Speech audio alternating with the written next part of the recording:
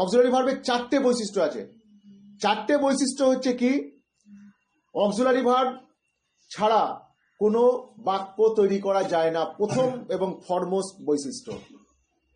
No auxiliary verb no sentence, প্রথম বৈশিষ্ট্য একদম, যেটা সবাই বাদ দিয়ে চলে যায় যে অংশটা। No auxiliary verb no subject, no sentence, এটা হচ্ছে নিয়ম, 1 নম্বর নিয়ম।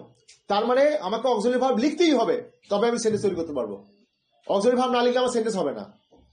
2 নাম্বার হচ্ছে কি, যে অক্সিলারি ভার্ব বাক্যের মুডকে নিয়ন্ত্রণ করে। অক্সিলারি ভার্ব বাক্যের মুডকে নিয়ন্ত্রণ করে। তুমি হচ্ছে লিখলে যে আই গো টু মার্কেট, আমি বাজার যাই, তুই বললি আমি কি বাজার যাই, তখন দেখ অক্সিলারি ভার্ব নিজে প্রথমে চলে আসবে, do I go to market. তাহলে বাক্যের মুডটাকে ও তোমার ওর দ্বারা নির্ভর হয়। আর হচ্ছে 3 নাম্বার হচ্ছে কি, যে বাক্যের মধ্যে যখন কোনো নেগেটিভ সেন্টেন্স আমরা ব্যবহার করি, সেই নেগেটিভ ওয়ার্ডটাকে নেওয়ার ক্ষমতা থাকে একমাত্র অক্সিলারি ভার্বের, যেটা বেশিরভাগ জনারই প্রবলেম হয়।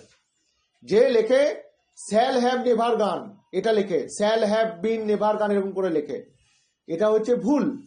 অক্সিলারি ভার্বটার পাশেই I shall not go there, I shall not go there, I have not gone there, এইগুলো তোমার এই নট গুলো নেওয়ার ক্ষমতা একমাত্র কার আছে বাক্যের মধ্যে ইন জেনারেল, সেটা হচ্ছে অক্সিলারি ভার্বের।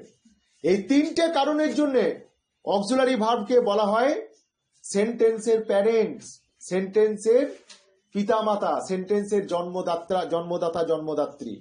অথচ এই ভাইটাল পার্টটাকে তোরা বাদ দিয়ে চলে যাস।